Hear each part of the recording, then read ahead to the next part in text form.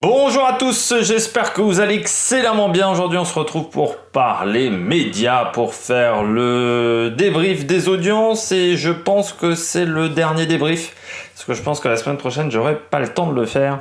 Le dernier débrief de la saison, mais on aura un best-of juillet, un best-of août avant de reprendre en septembre. Voilà. N'hésitez pas à vous abonner à la chaîne, n'hésitez pas à mettre un pouce bleu, n'hésitez pas à réagir dans les commentaires, à me dire ce que vous avez regardé à la télévision, n'hésitez pas également à vous abonner à la chaîne et à partager la vidéo si vous pensez qu'elle peut intéresser votre entourage. On fera bien entendu baromètre Access, on fera le bilan global des chaînes, mais on va commencer par les top et flop. Du côté des tops, je commence avec le premier top, bien entendu. Une petite place pour l'Euro de football avec mardi M6 France-Allemagne et la victoire de l'équipe de France pour ce premier match de la compétition. On en est déjà au troisième, un petit peu de retard. France-Allemagne avec la victoire de l'équipe de France et 15 97 000 téléspectateurs, 57,5% de part de marché, ce qui est énorme pour une entrée dans la compétition, ce qui montre l'attente des Français envers l'équipe de France. Et c'est bien mieux que tous les autres matchs de la compétition qui ont fait des scores intéressants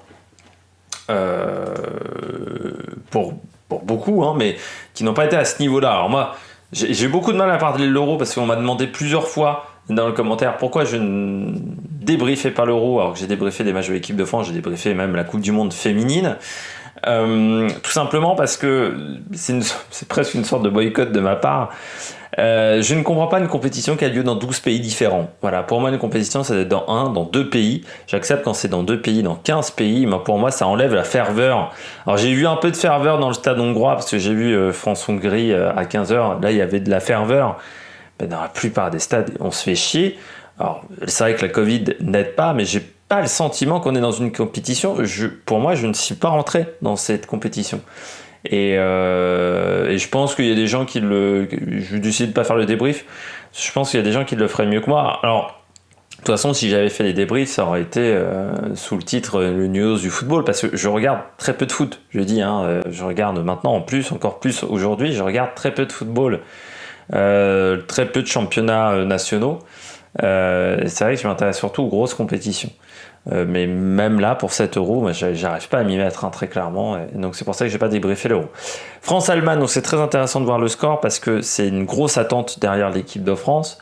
Quand ça commence à 15 millions pour la finale, ça fera largement les 25 ou les 30. Hein. Donc on va voir comment la sauce va monter. Même si le premier tour a été compliqué, on va voir la sauce commencer à prendre pour le 8e. Et si l'équipe de France allait en demi et en finale, ça serait tout bon pour M6 en finale, parce que c'est M6 qui est à la finale. Et pour TF1 pour la demi. Parce que je rappelle qu'ils se répartissent un petit peu les matchs 1 sur 2. Du côté de l'équipe de France, hein, je rappelle, les deux ont le package de l'équipe de France. C'est un match sur 2 sur TF1 et l'autre sur M6. Voilà, du côté donc de France-Allemagne, je rappelle que M6 est également diffuseur de la compétition, hein, diffuseur de la compétition en clair. Et beIN diffuse la compétition en intégralité. Je sais pas si sur beIN ça fait des gros scores, parce que beIN ne communique jamais sur ses audiences. C'est un peu une règle chez beIN. Ils communiquent très peu sur leur nombre d'abonnés et très peu sur leurs audiences, donc on ne sait pas si ça a marché avec Tomato Rood. Prendre Tomato Rood comme spécialiste football, moi je trouve que c'est couillu. Voilà, y a des trucs comme ça, moi, je trouve comme prendre Patrick Montel spécialiste de football, quoi, tu vois, c'est un peu du même niveau. Jeudi TF1, on avait un film, téléfilm même, c'était Le Sceau du Diable. Ça a fait un très bon score avec Philippe Bass. Je sais pas trop comment on doit dire, parce que des fois les mecs disent Philippe Bas dans les bandes annonces, des fois Philippe Bass. Bon. Film d'action. Téléfilm d'action avec les pectoraux de Philippe Bass, parce que il va à la salle lui, hein, comme on dit. 6 125 000 téléspectateurs, 30,5% de part de marché. J'ai oublié de regarder le taux sur le public féminin parce que c'est un programme qui, je pense, a dû bien marcher de ce côté-là. Parce que c'est un style de programme. Déjà, c'est la case du jeudi soir qui marche toujours bien, mais c'est surtout un film d'action, voilà, avec l'histoire d'une petite fille derrière, donc ça peut bien marcher de ce côté-là. Et puis bon, tu mets Philippe Bas, Voilà, c'est comme quand tu mets Scheim dans une série, c'est aussi parce qu'ils sont beaux gosses, hein. On va pas se mentir. Donc 6 125 000 téléspectateurs, 30,5% de part de marché, ça a bien marché. Surtout en part de marché, ce 6 millions, c'est aux alentours du niveau de Balthazar ou du juge Alice Nevers. Mais le 30,5%, ça, c'est un petit peu au-dessus quand même. Donc ça, c'est un très très bon score. Ils ont eu l'avantage également de mettre ce téléfilm un jour où il n'y avait pas de foot en clair. Il n'y avait que les matchs sur beIN. Donc ça a été, je pense, un bon choix également de la part de TF1. Et puis ça reste Philippe Bas, c'est-à-dire que voilà, il sait faire les films d'action, il sait faire les téléfilms d'action quand même depuis quelques temps. Et on l'a vu torse-poil, hein, c'est un petit peu comme les mecs deviennent de plus en plus. Avant il y avait il y a 10-15 ans, on mettait que les filles comme ça. Torse-poil, vous m'avez dit, tu vois, un soutif, un truc comme ça. Maintenant, c'est les mecs aussi. L'égalité des sexes, ça arrive. On met Philippe Bas à torse-poil. Avant, il n'y avait que les filles qu'on mettait dans cette position-là. C'est bien. Vendredi, TF1, je termine avec l'Euro. Angleterre, Écosse, 4 550 000 téléspectateurs, 22,7% de part de marché. Je suis surpris par ce match-là, parce que Italie-Suisse, par exemple, n'a pas fait un carton. Suède-Espagne, ça a bien marché. 22-7, je crois, Suède-Espagne lundi. Par contre, Suisse-Italie, ça a fait que 20% sur M6. Alors, souvent, les matchs sur M6 font moins d'audience que les matchs sur TF1. C'est vrai qu'après, le duo de commentateurs de M6, j'ai vu un petit bout d'Allemagne-Portugal. Moi, j'y arrive pas. Hein. Alors, Denis Balbir, moi, j'ai jamais été un fan de Denis Balbir. Parce que je trouvais qu'il était assez désagréable et à l'antenne, et même quand il présentait France de foot, à l'époque, pour ceux qui s'en souviennent, il y a 10 ou 15 ans, je n'appréciais pas Denis Balbir, voilà, j'ai jamais réussi à mettre, mais j'ai du mal aussi là, avec le mec qui a remplacé, je sais plus comment il s'appelle sur M6, et Robert Pires. Je suis pas un grand fan de leur manière de commenter. C'est vrai que alors, on critique souvent Margoton et Lizarazu, mais moi je trouve qu'ils font vivre les matchs, ils mettent un petit peu de leur cœur également, et qu'en face, de l'autre côté, c'est un peu compliqué. La deuxième paire aussi, hein, j'ai entendu un bout de... Je sais plus c'était quel match, où il y avait la deuxième paire de TF1, je trouvais que c'était pas mal aussi. Mais Angleterre-Écosse, plus surpris, parce que c'était pas forcément le match de l'année. Alors, un peu surpris qu'il l'ait choisi déjà du côté de TF1, parce qu'il y avait peut-être de plus belles affiches, on va dire. Mais voilà, ça a été bien suivi. 22-7, c'est un bon score quand même. Bon, c'est moins que Koh-Lanta, mais bon, Koh-Lanta reste quand même un gros mastodonte. Je dirais que c'est quand même mieux que la plupart des programmes qui sont le vendredi, hors que de Koh-Lanta, qui font plutôt des scores inférieurs à 22,7% de part de marché. On passe au flop. Du côté des flops, je commence avec lundi, M6, harcelé. 2 408 000 téléspectateurs, il y avait Claire Kane, il y avait Bruno Salomon, 11,5% de part de marché. J'ai l'impression que Claire Kane en ce moment, quand elle joue un personnage, c'est toujours la même chose. Voilà, Philippe Bas, c'est toujours le mec un peu musclé, un peu beau gosse, et Claire Kane, c'est la fille qui se fait avoir. C'est la fille harcelée ou qui est toujours dans des plans à la con. Alors, je ne sais pas si c'est le cas dans la réalité, j'espère pas pour elle, parce que sinon, elle vit des mauvais quarts d'heure. Mais ça ressemblait beaucoup à l'autre série qu'ils avaient fait, vous avez mis 2 ans à faire la saison 2. Je sais plus comment ça s'appelait, où elle se tapait Tom Leb dans la série. C'était il y a 1 an, hein. C'était il y a un petit peu de temps.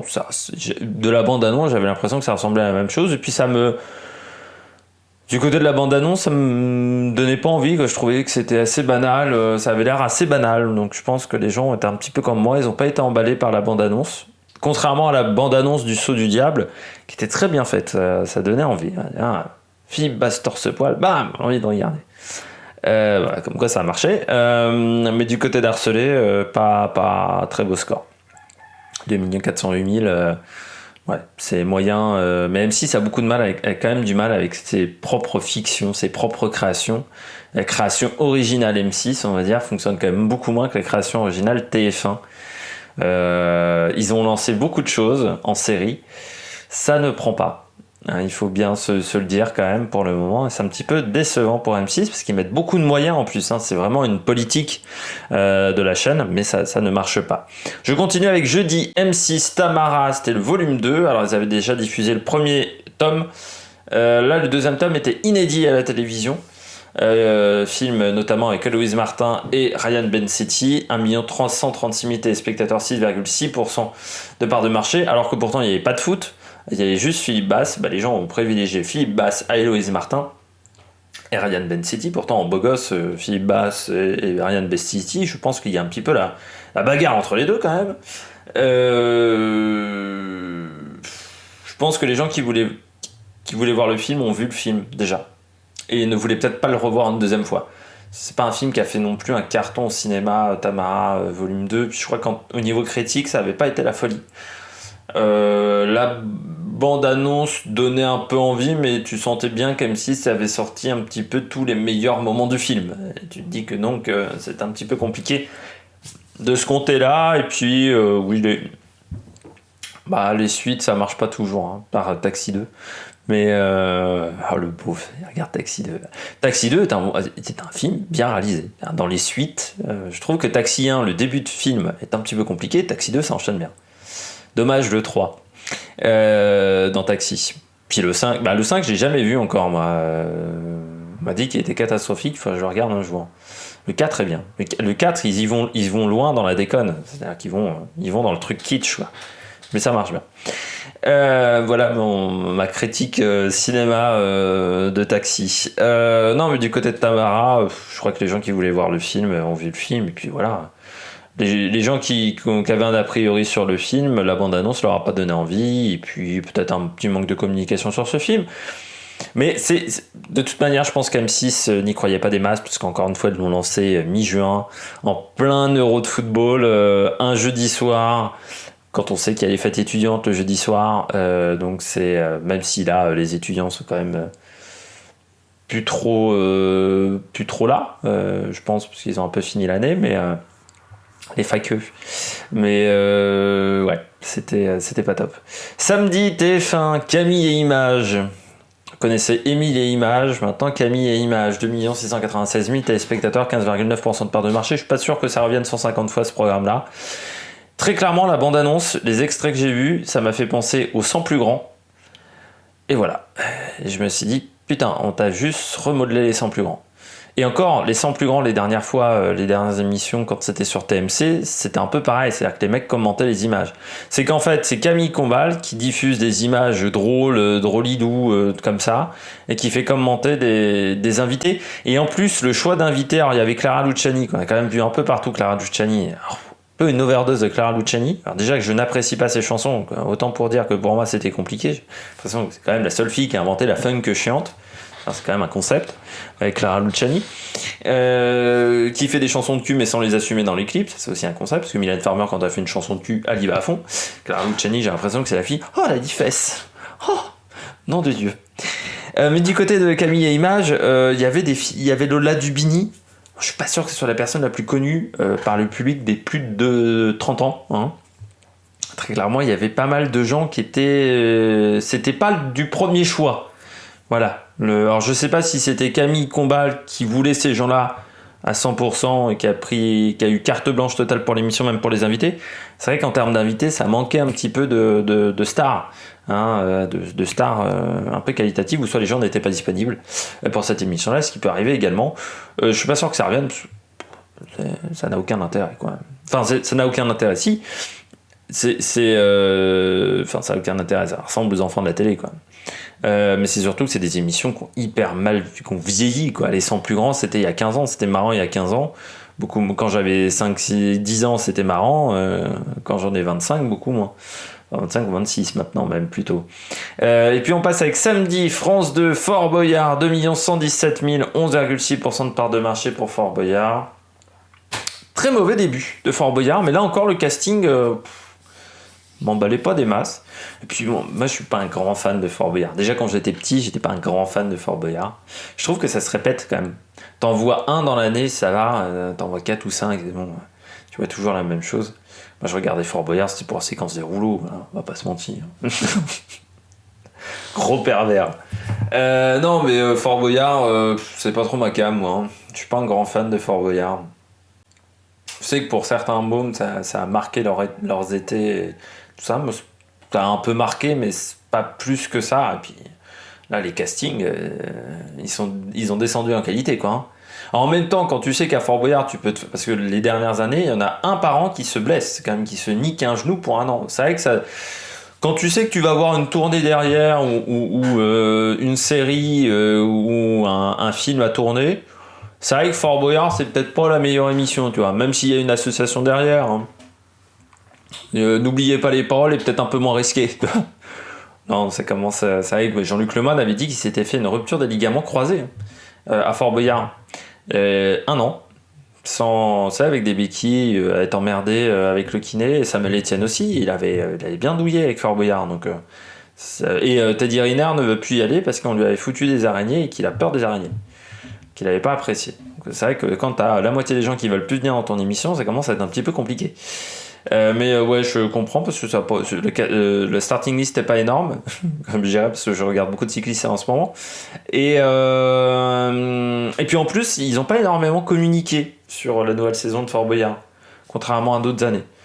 Et puis je pense qu'il va y avoir des pauses en Fort Boyard parce que il y a les jeux, peut-être. Ça va peut-être bloquer. Ah non, parce que ouais, c'est vrai que les jeux sont en plein été.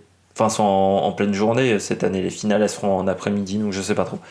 Pour Fort Boyard, si ça a bloqué Fort Boyard, mais j'ai pas l'impression qu'il y a un gros engouement à côté de Fort Boyard. On passe au baromètre Access rapidement. Du côté du baromètre Access, je rappelle que c'est l'été, donc beaucoup moins de gens regardent les programmes d'Access Prime Time. On commence avec N'oubliez pas les paroles, 2,7 millions de téléspectateurs. En baisse, n'oubliez pas les paroles, surtout très irrégulier cette semaine. Hein. On a eu des fois à 2,9, des fois à 2,5, donc ça faisait un petit peu de yo-yo. Face à Demain nous appartient, qui a sa fanbase solide de Demain nous appartient, 2,9 millions de téléspectateurs, ça fait quand même moins de scores que Un si grand soleil, pour une qualité de programme qui est quand même assez similaire, mais pour l'Access Prime Time, TF1 s'en sort bien. Et puis TF1, même à l'époque de Secret Story, en quotidienne, ça faisait pas un carton non plus. Hein. TF1 au mois de juin, c'est un peu déjà les vacances. On retrouve ensuite Quotidien en baisse. Bah là, du côté de Quotidien, c'est bientôt les vacances. Je pense la semaine prochaine. Et non, même cette semaine. Cette semaine, je pense qu'il termine cette semaine. Surtout, l'actu est pas énorme. Les départementales et les régionales, vu les audiences, vu le taux d'abstention, on a bien vu que ça intéressait pas grand monde. Et puis, donc quand l'actualité est pas forte, Quotidien souffre. C'est vrai qu'en ce moment, l'actualité est pas forte. Puis l'actualité musicale ou au théâtre ou au cinéma, on sent qu'on est un peu dans un moment creux. Hein. Il y a beaucoup de choses qui vont sortir en juillet, mais Quotidien, là, en juin, c'est un peu calme. Là, Suzanne Lindon, c'était quand même pas le film de l'année, hein, très clairement. Et puis, vu les scores au box-office, ça a pas fait le score du siècle. Non plus. En même temps, la bande-annonce avait l'air d'être très très chelou. Je continue avec C'est à vous 1 million, mais C'est à vous qui a fait une deuxième partie de saison catastrophique, j'ai déjà dit plein de fois. Difficile à comprendre, parce que là pourtant il y a le retour des invités culturels. Donc ça devrait marcher un peu plus, mais ça ne marche pas. Du côté de C'est à vous, normalement il devrait allonger l'émission d'une demi-heure l'année prochaine. Claire Chazal serait sur le départ du côté de France 5, de France Télévisions. On peut pas dire qu'elle aura marqué France Télévisions par son empreinte, Claire Chazal. On continue avec Apprendre ou à laisser qui a remplacé Cyril Hanouna, présenté par Christophe de Chavannes. J'ai pas vu Apprendre ou à laisser présenté par Christophe de Chavannes. Est-ce que c'est mieux qu'avec Hanouna? Parce que je trouvais qu'avec Hanouna c'était très très long. Présentation des candidats, ça prenait 3 plombs. Moi je trouvais que c'était bien moins fait qu'avec Arthur ou même avec Julien Courbet. Je trouve que c'était vraiment long et chiant. Donc ça a fait entre 400 000 et 500 000. Je m'attendais pas à beaucoup mieux. Donc il est plutôt dans une moyenne pour un programme de ce type-là. On voit que c'est quand même un programme pour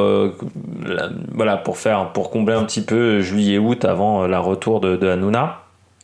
Et que chez C8, je suis même pas sûr qu'il y ait des objectifs d'audience du côté de Christophe de Chavannes. Mon gâteau, le meilleur de France, c'était la dernière semaine avec les finales. Ça a fait le même score que la semaine précédente.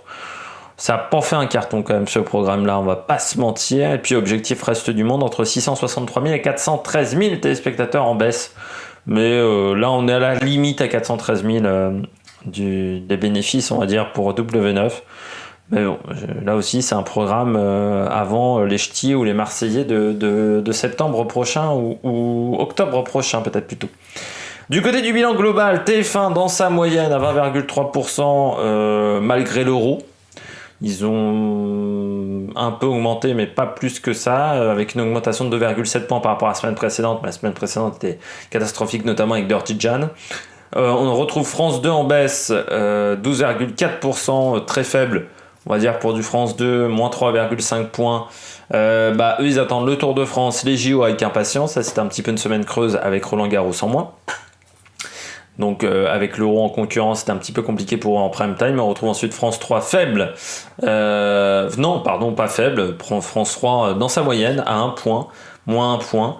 France 3 qui s'en sort plutôt bien en fait, malgré l'euro de football. M6 10,6 points, une hausse de 1 point. 10,6%, pardon, une hausse de 1 point.